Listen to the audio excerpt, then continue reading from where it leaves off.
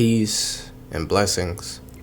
My name is Trinity, and on this channel I talk about my journey through African spirituality and self-improvement. Today we got part 2 of my Hand of IFA video, right? And in the first part we gave an overview, we went over an overview of what is IFA, what is the philosophy of it, what are some of the positions, and how does someone get initiated into IFA. So if you haven't watched that video, watch that video because it gives context to the way that I'm going to speak about my experience in today's video.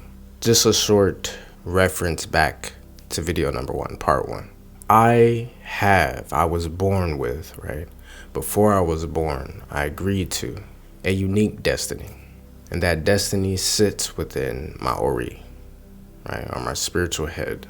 And my Ori and the unique path that I have is designated by one of the 256 Odus of IFA. And I have a guardian Orisha that assists me along this path, right? Along this unique journey that I have. With all that information, I was then born into a body through my parents and into a particular bloodline, right? Into a particular place. So all of these things come into play when we're talking about my unique experience. Early on in my life, I grew up a Christian child, right? Baptist Christian, right? There's even a point where I went to like a Christian daycare / like preschool. But yeah, real church going folk. That was when my family lived in Gary, Indiana. My grandmother was choir director. My grandpa was a deacon, right? And, you know, I just remember that environment, whether it was early on in my childhood or going back to Gary to visit my grandparents and just being in that environment, you know, through the stories of my family and like pictures and memories saved is really where I get an understanding of, you know, how my childhood was, right? But, you know, there are various experiences that I've been told about where, you know, I've displayed this connection to the spiritual world, right? Talking to spirits, seeing spirits, and a lot of my family members, you know, have experienced that, right? And a lot of things through dreams, right? So one thing I'm grateful for about growing up the way that I grew up in terms of spirituality is that spiritism element wasn't denied for me, right? Because some people who, you know, are Christian or, you know, Baptist Christian, to even speak about, you know, those other types of things outside of the church, outside of the Bible, you know, can be taboo or can be shunned, right? But that wasn't necessarily the case. When I moved out into like middle school time is when I don't remember as much of like those types of experiences. I do remember seeing shadows when I was a bit younger, like elementary school. But there was a point where I started to become more aware of the physical realm, become more aware of this body that I live in, right? And that's natural. That's what happens as we grow into, you know, teens and then into adults, right? That process of maturity, I think, really has to do with your mind, your spirit, your soul attuning to the body that you have and the world that you live in, right? It takes this process of aligning with nature. Around middle school time, I began to experience anxiety. And one of the experiences that really speak to that is I had a couple of times where I would choke on my food, right? And, you know, just the fear of that, like I can't breathe, you know, having to go run to my parents and them, you know, help me, you know, with the Heimlich maneuver. And those things were traumatic, you know, in retrospect, maybe a bit trivial. I mean, yes, I was choking, but it wasn't like, you know, I didn't have anybody around to help. But the closeness to, you know, death, that will bring you into your body, right? As a young person, that will bring you into your body. That will bring you into the sense of like, oh shit, like if nobody was here, you know, I could have died. And that those experiences, because it happened multiple times, began to affect my relationship to my body, my relationship to breathing. I grew up with asthma as well. Just this anxiety and just this tightness in my torso, and like this hypersensitivity to my body and what's going on in my body, my digestive system. So when you take a look at anxiety, it really affects the respiration, your ability to breathe, right, and then produce oxygenated blood, particularly to the brain for relaxation. But the nervous system itself is very agitated and overactive, hyper awareness of everything, of my body. And then the digestive system, an upset stomach is a symptom of anxiety, right? So I would experience a lot of that. And the thing about that area of the body as well, when you're talking about your heart, you're talking about your gut, and your solar plexus even, right? So if we're talking about the chakras, right, your heart chakra, your solar plexus, and your sacral, this torso area of the body, a lot of spiritual energy lives there, right? A lot of energy is generated from the solar plexus. A lot of your intuition is generated from your sacral. And then that vibration of love is generated from the heart, right? So imagine a situation where that area of your body is closed and traumatized and, held in versus open and balanced and flowing, right? If it's very closed, that energy isn't really being generated. You know what I'm saying? If it's very tight in that area of your body, that energy can't really be produced or accessed by you, right? Because our energy is ours to direct towards our greatest good, right?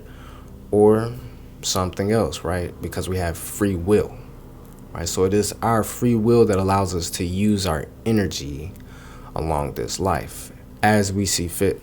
So I'm growing up and growing into anxiety, right? And in retrospect, a lot of these experiences with spirits begin to dwindle. If you're not open, or like if your body is in that state, then those types of things like won't come to you, or like you won't want to perceive those things, right? But it's a subconscious thing. But those things begin to dwindle, right? It takes a level of presence in the body and like in where you are in your environment to even perceive on that level, right? So to close myself off to that was to lock myself in my body, right? Essentially hide in my body. As I hid in my body, so I, as my higher self, as my Ori even, right, as my destiny, that me became deeper and deeper enclosed in my body, and I would experience things on top of this mask or on top of this character, and the experiences will pile onto that character as opposed to me, right? So now I'm getting into psychology, right? I'm getting into trauma and how that affects our psychology, how it affects the way that we interact with the world, with people. But as that began to happen, I was able to still do pretty good. Like school was my thing, and I always did good in school, so that need for progress and acknowledgement, a lot of that I got from my progress through school, and it was pretty easy for me. So that made me feel good. That gave me a safe character to play, right? So that those experiences of anxiety weren't as prevalent. And that worked. That really worked for a good while, until about my junior year of high school, where I started to experience some anxiety again because, here I was not doing as good in school, or like with one particular class that I held my standard to, and my character depended on that. My character depended on good grades. So when that started to falter a bit, even in the slightest, right, those feelings of anxiety come back up because I never dealt with them, right? I just buried them, right? And you can't get rid of yourself, not while living in the body that you live in. Your spirit and your Ori and your soul is attached to this body. So we can, run from ourselves. We can run from that union as long as we want. And some people do it their whole lives. But at the end of the day, you agree to a destiny, and that destiny is on you. That destiny is you, right? And the self-actualization process, the free will to choose, I am going to be who it is that I'm here to be. That process is what life is about, right? And we get lost from that in the way that today works. You know what I'm saying? In the times and the societies that we live in. But that is what it is, you know what I'm saying?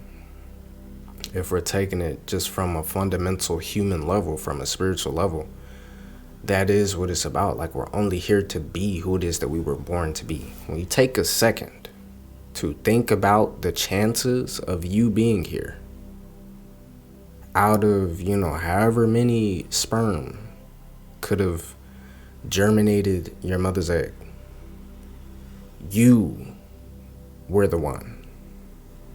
And you developed in your mother's stomach, and then you manifested as a child. And now you're here doing the things that you do. What are the chances, actually? Like, it's actually quite crazy to think about, like, oh, I'm here, right? Out of all of the millions of ancestors that come before your mother and your father, you are here, right? With all of that information, all of that energy, you were the body that manifested. You were the soul that came through. You were the Ori that came through, the destiny that came to be fulfilled, right? So to me, that is my, as I've matured, that is my greatest goal, to achieve that, to be self. Because everything that I need, everything that I'm supposed to experience, all of the joy, prosperity, peace, all of that stability is there. The anxiousness comes, some in natural forms of just like growing up and maturing as a young person, but also in denying yourself or trying to separate yourself from what it is that you actually are, and the energy that you carry, the energy that walks with you. It's called spiritual frustration and a lack of self-identity. The point in which I couldn't bury myself any deeper, right? I couldn't hide any longer, was around my sophomore year of college.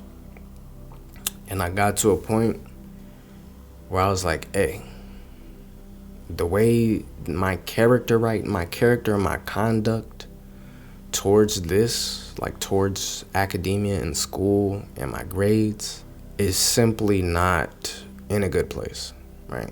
I'm not the student that I once was, or I'm not in the headspace to be that. So I don't want to waste my time. I don't want to waste anybody else's time. I'm going to drop out. And my parents did not want to hear that. My mother in particular did not want to hear that, right? And they're very worried. I would say that was the first time that I had like a fundamental disagreement with my parents, or like it was a time where I really had to choose myself. A lot of times my parents could tell me, what I needed to do, and I would do that, not without, the attitude and resistance of adolescence, but ultimately I listened to my parents, right? And what it is that they would tell me helped me progress along the path that I was going. But I call it the call from Egun, right? The call from destiny. That inner self and my ancestors was like, hey bro, you can't hide from it any longer. Like you are who you are. Either you're going to live it or you're going to live it. But the thing about IFA, bringing it back into this experience of IFA, like I said, I have an Ori, I have a sign, I have a guardian Orisha, and I have this body, and I have my ancestors, my Ekun, and all of that energy comes together, right? All of that energy comes together and manifests as the life that I live. I have free will within that life.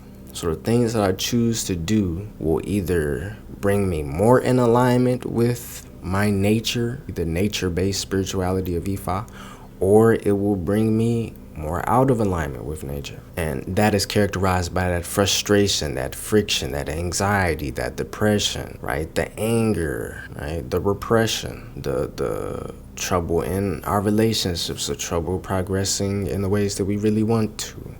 spiritual blocks, creative blocks, right, etc. Our ori is meant to be balanced, it's meant to be cool, it's meant to be organized, it's meant to be focused on how do I be the best me? How do I live the life of best character? Because it is only from that place in which we can truly serve others, in the ways that they deserve, right? The people and the places that we're here to serve, we need to be directed towards and aligned with our fullness to pour out the best that we can. And to me, that is what IFA is about. So I made this choice and I delved into self. First through New Age spirituality, crystals, incense, candles, etc. Readings and tarot, astrology, personality tests. And then I would find out about the concept of African spirituality. It never crossed my mind before, and it was never something I really thought about because, again, growing up Baptist Christian, those things are seen as taboo and of, the devil, of evil, right? So it wasn't something that I really ever looked into. But as I looked into African spirituality, as I began to study the African worldview or the African perspective of life, a shift began to happen in my mind where I finally understood all of the different motions, all of the different energy, all the different dynamics that I had experienced that I was hiding from. A lot of information just all the time, a lot of energy. And without the proper outlets, without the proper understanding, it's very overwhelming. But as I got deeper into that journey, I would find out about IFA along with other traditions. But IFA always stuck out to me, so I stuck with it. I would study it for about 1 to 2 years, on YouTube primarily. And then about a couple of years ago is when I got my first reading with IFA, right? What struck me about this reading is that I didn't tell him anything. I didn't really say much besides my name. And then, he threw the chain and the old dude came out and it spoke to my situation. Got another reading from the guy who would become my godfather. And again, didn't tell him much. Boom. Reading spoke to my situation. And after that, I'm like, okay, I've been studying this tradition. I want to be a part of it. Now I've experienced the divination system and the way that it's talking to me. I know this is home. And as I began studying it in the first place, it was this sensation in my heart that is home. And I began to long for it, I began to grieve for it even. You know what I'm saying? It was painful to not study. It was painful to not move closer because I had, like I said, this character that I was playing and the destiny that I'm living. That character is the ego, right? What we may refer to as the ego. Everybody forms an ego, a character, a mask. And if at any point in life we choose to take that mask off and be our true self, there has to be a period of pain. There has to be a period of reconstruction and destruction. And I remember around this time, the deity of Eshu became very apparent to me. He began to present himself to me in different ways. Just little hints, right? And Eshu is the guardian of the roads and the pathways and the crossroads, the decisions that we make, right? That is his role upon earth, in addition to in the cosmos being the infinite potential of different possibilities, right? All the choices that we ever could make, Eshu is the one who's going to present it to you, right? And he's the one that walks you down the path in whichever direction you choose. It was very wild how it happened. I'd already been connecting with myself through shadow work, through, just self-healing, herbs and all the things that I said. I had went through therapy, I had engaged with different spiritual tools like tarot. I've gotten these readings at this point. Talking to my family at this point. I've been making music and creating again, right? So I've been expressing, I've been unlocking and pulling all that darkness, pulling all of the weight and the dirt and the trauma, just pulling it all off, right? And that pure energy, that pure essence of my destiny began to reveal itself. And the more it began to reveal itself, the closer I was getting to IFA, right? And I remember I got another reading with my soon-to-be godfather, right? And he was like, this is the older that came out, do this, this would be a good thing for you. Watch out for this thing. But he was like, in one of the stories, one of the patakis, money comes down from heaven. So that was just one of the aspects of my reading, right? So I go about, my day, I'm feeling good, gave me a lot of clarity. But around that same time, I got this email, I was like, you got a credit card coming in the mail to you. I was like, I kind of ignored it because I thought it was a scam email, right? But, I would get another email maybe like a week after I got that reading, right? And it was like, cards on the way. So I get the card, I'm checking it out, it's a real card, it's a credit card, but I simply didn't apply for this thing, right? So I'm calling, I handle all the things with the fraud department, and I keep this card, and I'm like, looking at the balance, I'm like, I got enough to do this process. So I was like, why wait? Let's do it. I mean, like, I've been longer for this, I've been doing the work that I've been doing, I've been preparing, I've been studying, this is home. Why not go home, right? But that synchronicity was just crazy to me, right? And it wasn't the first time things like that has happened along this journey, but just like that gift from the ancestors, that's all that I can see it as. Just a gift from my ancestors, right? Support. Because, as I've said in other videos, as you begin to cleanse yourself and remove, the inauthenticities, that's when the true essence of who you are, in alignment with nature, in alignment with your Ori, in alignment with your ego, in alignment with Eshu, in alignment with your guardian Orisha, all the forces of nature, they can work with you. And it's not easy to do that. I'm not saying that at all. It's been a fight, been a struggle, still is. As soon as I placed those funds, hardest challenges came up. And my challenges along my life have not been really material, but rather mental, emotional, spiritual. So here I was at the apex of my mind, just being stretched and contorted and presented with all this different information in different ways, right? And it was fucking me up a bit. I can't lie to you, you know what I'm saying? Like, definitely having to roll with some punches and take things, in stride. And that was difficult for me, the different conflicts, and is what I will imagine the process of going through a portal, right? The being sucked in and like all the energy and the ways in which you would be distorted, and then to go through the wormhole and come out on the other side. That whole process is what I was going through. Because the Hand of IFA ceremony is you being born again, or in other words, it is your energy descending upon your body for the first time. That union that we were talking about, the union that I had been running from, was being brought into being through this tradition. And, leading up, I would work a lot with my godfather's wife, who had been guiding me in spiritism, guiding me in realigning myself with my spiritual perception. But when the day came for my ceremony, right, weekend came, I get down there to Florida, and yeah, man, I was just more present than I've been in a second. I can't talk about what happened in the ceremony. I felt like I was with people, who are my family, and they are my family. And it was just beautiful, man. And, in more videos I may get into, my guardian Orisha and like what that experience is like. Basically, in this video, what it is I want to say about my journey into IFA is that it's been very grounding, and it's been very helpful in a sense of getting a sense of reality as my true self, right? And that comes with its challenges because I'm not that old. I'm 26, or I'll be 26 this year, so I got a whole bunch of life to live and learn. The whole point of Hand of IFA, the whole reason I did it and what it is that I've received from it, is what it is that we talked about, that separation between the spiritual you, the inner you, the destiny, the true you, and the body that we're born into and what happens to that body.